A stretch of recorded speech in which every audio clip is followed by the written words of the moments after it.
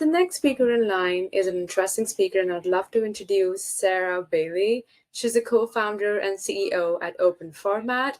Sarah is the co-founder and CEO of this amazing company where she's been redefining how Web3 communities connect, exchange value, and grow. Alongside leading her team, she also serves as co-chair of BIMA's Web3 Council and as non-executive director at RHP Group.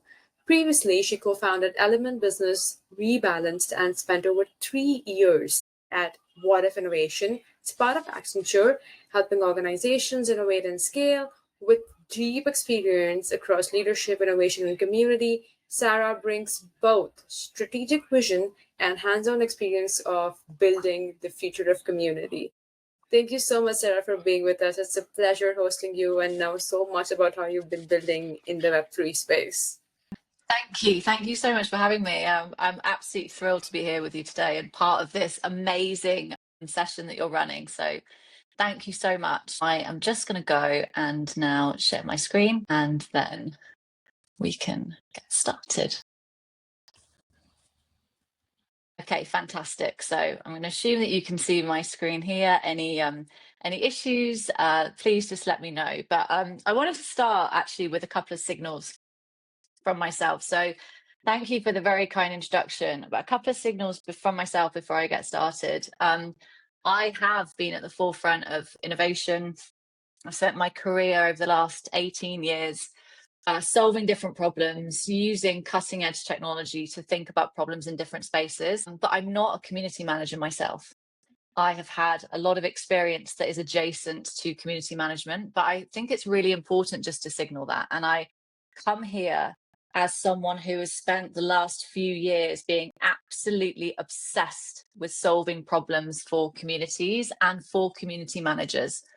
But I just want you to know that my intent here in sharing what I'm going to share today is not to be right, but it is to be curious, and it is to learn, and it is to bring innovation and understand your challenges and more about the challenges of communities, community management, and the opportunities of the future so that I can try and do something about it, because that is what I am good at. Another signal that I just want to share before I get started is that what I'm here to talk about, participation and participation economies, and this kind of shift that I believe we're all a part of. Other people talk about this. And so I'm not claiming to be the first person talking about participation economies at all.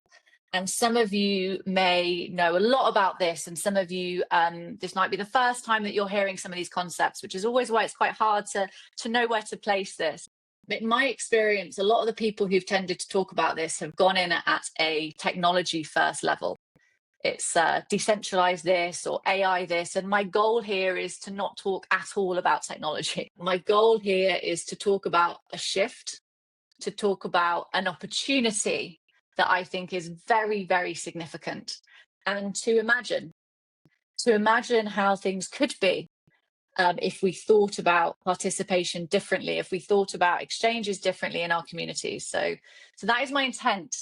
And I hope that makes sense, but I'm here to learn, and I want to learn from all of you, and I want to share with you some thoughts and opinions. So a question, and then I promise I actually will get started. A question from myself. I would love to know what the main 2 or 3 platforms that you use for your communities, what they are.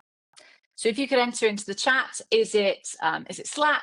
Is it Discord? Is it Instagram? Where are the spaces? Is it bespoke to you? Where are the spaces that you're hosting your communities? If you're happy to put those into the chat, I would love that, and I will come back to that a bit later.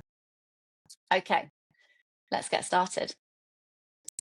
So this shift, and it's interesting actually, I've been on a few of these different calls and listening in to some of these different presentations over the last 24 hours, and lots of different people have started out by talking about this shift that is happening right now.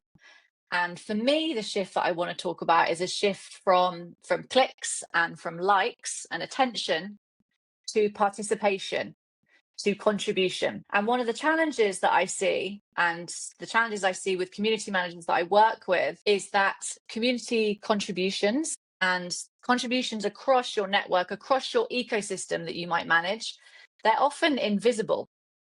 They are fragmented, they're unmanaged, and often people don't have systems to track, to see, and to reward the value that's being created across these different platforms.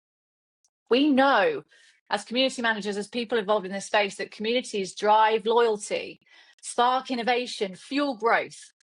And yet we don't have systems to track some of these key contributions that can act as growth engines. In addition to this, some of the other changes that I'm seeing are that Gen Z and Gen Alpha, and again, this will not be new information to you, they act differently online. They don't just follow, they build. They want to shape outcomes. They want to create and be part of this co-creation with brands and businesses and organizations and clubs that they engage with. And then also we're seeing a huge change in paid acquisition and the success of paid acquisition. Some people go so far as to say that it's collapsing.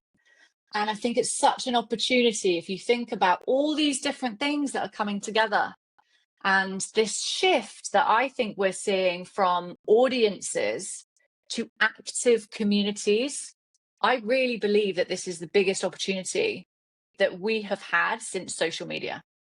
And I think the change that we can create as a part of this is enormous. So let's talk about measurement. And again, please feel free to comment in the chat and kind of share with me your thoughts and reflections on this. And people that I work with, one of the things that they tend to say to me is that for years, we have measured community success. We've been measuring kind of community activities by clicks, by likes, by impressions, follows, RSVPs, metrics that have given a lot of legitimacy and are very, very important. But they're not the full story. And as the famous saying goes, what got us here is not going to get us there. And so what I want to talk about is, what if we could actually build on this now? What if instead of counting likes, what if we could measure meaningful contributions? And what if meaningful could be defined by us, by an organization, by a specific community? What if we defined meaningful contribution? And then what if we measured that at scale across our entire ecosystem?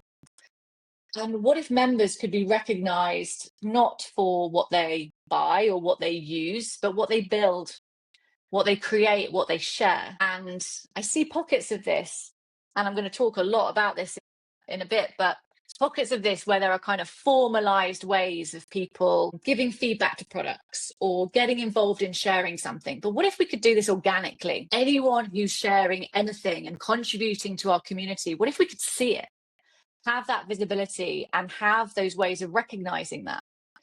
And what if also we could connect the dots across our platforms? So what if we knew that Mary, who is giving someone advice and kind of sharing reels on TikTok today about our brand, about our business, what if we know that that's the same person as at Mary523 on Discord? And we could connect those dots and we could have visibility of these people. The technology exists now to be able to do this, to be able to measure differently, to be able to think about how we exchange value differently across our communities in ways that benefit both our members and our organizations and our communities. And it's early with some of this, but there are pockets of where this is creating amazing change and amazing growth. And so the gap that I want to talk about, there's a gap that I think a lot of people feel. And again, please share if this resonates with you. Please share if it doesn't resonate with you. I'm here to learn. I'm here to be curious, as I said. The people that I've spoken to, the gap they feel is felt every day. The member that they know who answers the tough questions faster and more thoroughly than the support team. I built a business in the elder care space in the UK, which was very much focused, this was about a decade ago, which was very focused on kind of solving problems for caregivers. And as part of that, one of the things that I did was build a community of people who were caring for their loved ones, for them to connect, for them to share. And this point really resonates with me. I can still remember the person in that community who, this became such a source of sharing important information and such purpose for her to be part of this community. And she was the one who anyone would share things and kind of raise questions, and she would be there before any of us were. And I think it's such an amazing thing when you see that. It's also the community members who welcome the newcomers, who make them feel at home. The person who writes the tutorials or creates the YouTube demos, and they spread like wildfire sometimes, and they outperform the expensive campaigns that the marketing team launches. It's the people who defend your product, the people who step in to defend your club, your product, your business with a passion that no influencer could ever fake. These people, they create culture.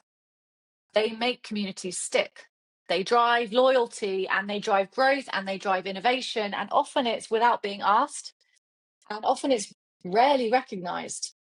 We see them and we celebrate them in our hearts. I still think back to those people in the Aldeco community. But often the dashboards, the reports, they don't see these people. They don't see these contributions, not at scale, not across the whole ecosystem, and not unless it's in a structured kind of campaign or a structured way of thinking about bringing people in and measuring it. If we think about just generically the people who step in and do this, often it's invisible, it's undervalued. And the real builders of culture, the real builders that we can coexist with, they go unrewarded. And this is the gap I'm here to talk about. And this is the gap that I think we can start to close. So to make this real for you, I'm going to give you a couple of examples. And one is of a global football club who I've been working with now for 9 months. And what I found fascinating, this is one of the biggest football clubs in the world.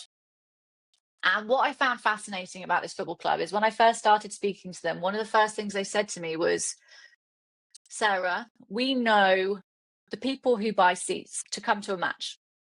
People buy tickets, 47,000 seats. They knew who those people were who would buy tickets. They knew who people were who buy merch. And they knew who their season ticket holders were. Now, if you look at their Instagram, if you look at their different channels across their whole community network, they have tens of millions of followers. They don't know who those people are. And their language, the way that they said to me, they said, they're rented. We're renting from these platforms, from YouTube, from Instagram, from TikTok. This is rented. This is not our community. We don't know who these people are. We can't connect the dots. We don't see what they're doing. But what if that could change? And so what if a club could recognize anyone globally who contributes to its culture? The fan who creates the meme, the supporter who organizes watch parties in their city, the kid in Seoul who stays up till 3 a.m. to live tweet matches. Right now, those contributions are invisible. But what if they weren't? What if they were recognized, visible, rewarded? For that club, for this football club I'm talking about, it opens up enormous opportunities. Imagine rewarding those fans globally for the content they create, the comments they share, the connections they form, and imagine connecting sponsors and brands directly to that global fan base. Not with interruptive ads and billboards that most people don't see, but actually aligned to contributions that fans want to participate in. This is what can happen when participation becomes the goal. The club doesn't just sell tickets and shirts, it turns community into what could be a global growth engine.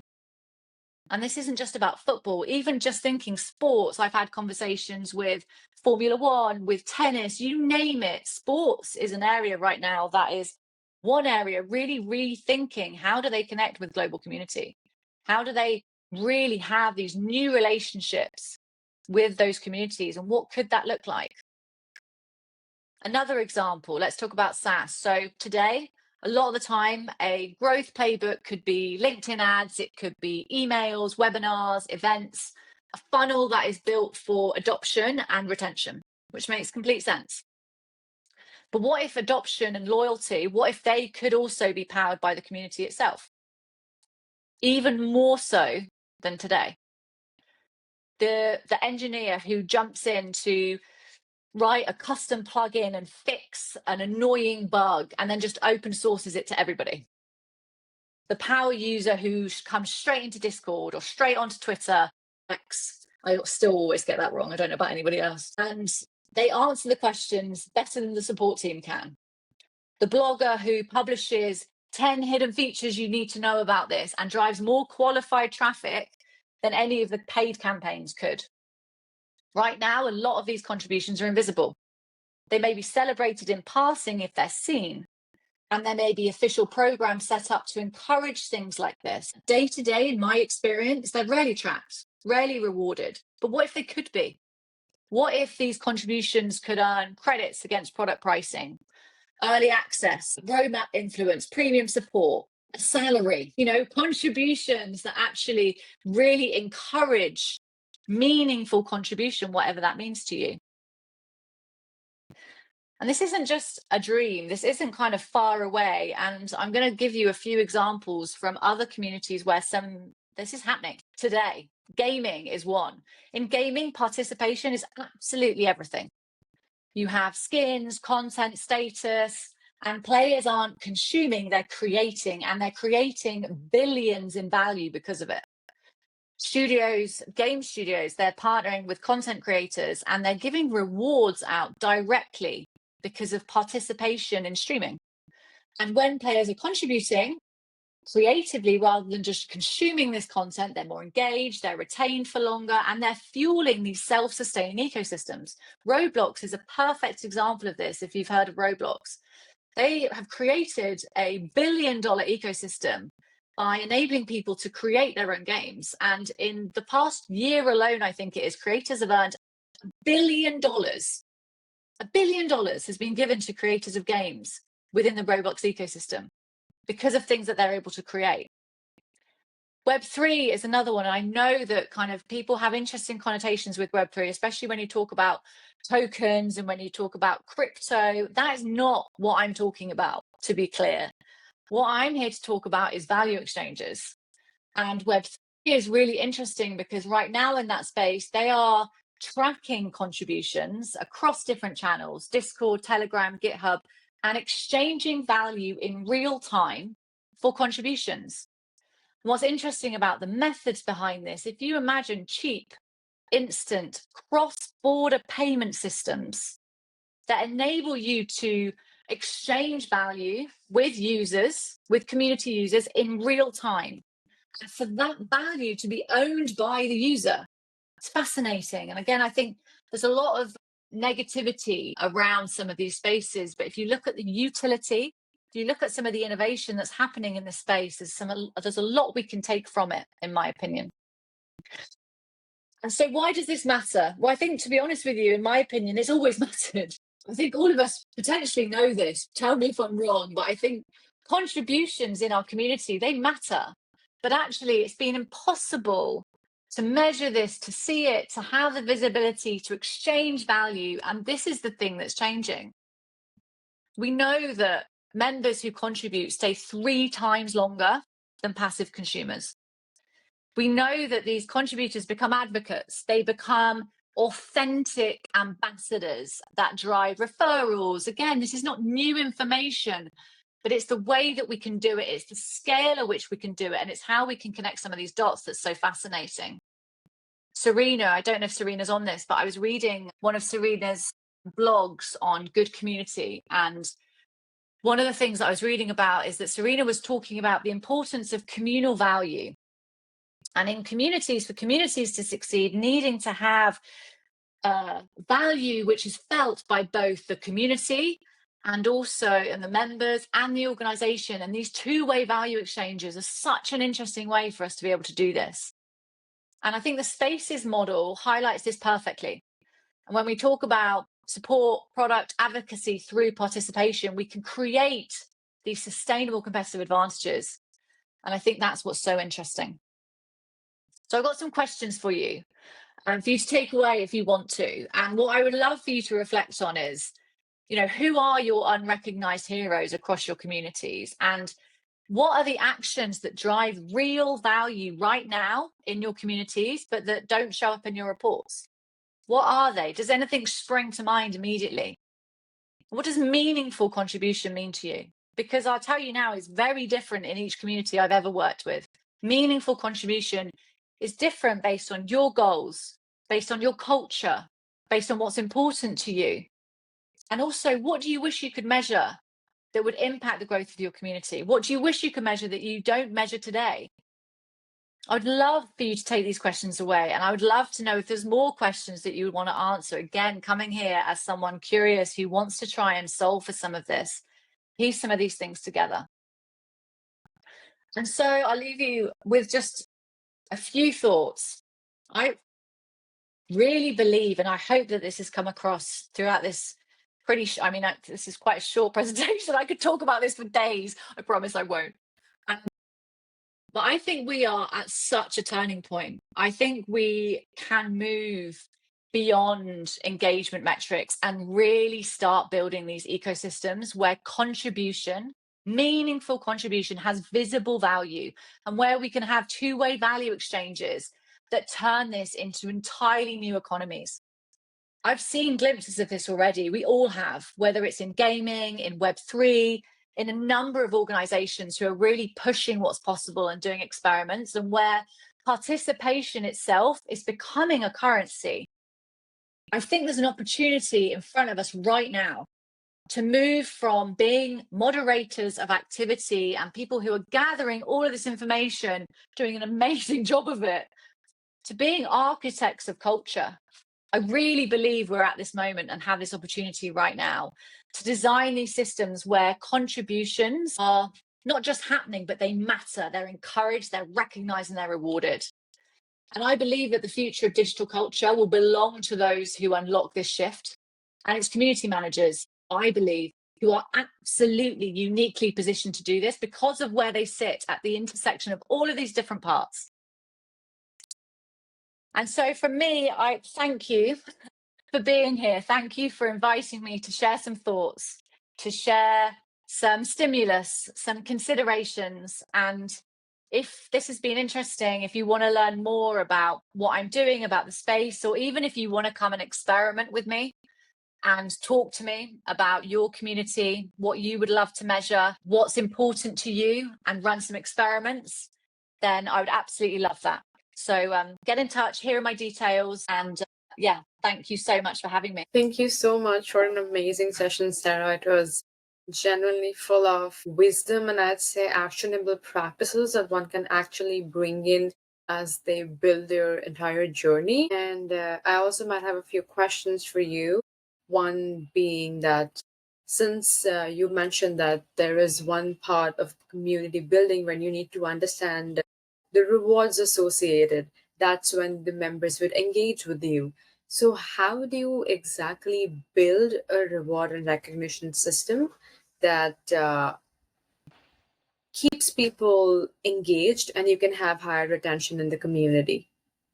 Yeah, it's a really good question, and the honest truth of it is, it's definitely not a one size fits all, right? So in terms of like reward and recognition and these approaches to loyalty, again, I think there's been a number of new ways of thinking about loyalty, and we've kind of, some people have started gamifying certain things, and adding a points layer in. And I've had conversations with very, very big companies about this, and the truth is, it's a lot more complex than people think it is. You can't just whack in a leaderboard and a point system and go, la-di-da, this is going to be fantastic and everyone's going to care more. No, actually, what's really important is to understand and get a lot more into the psychology. And so I think the truth of it is that the technology exists to enable things like this to be done much easier. The strategic challenge is what's much more interesting and important, which is to understand, what does meaningful contribution mean?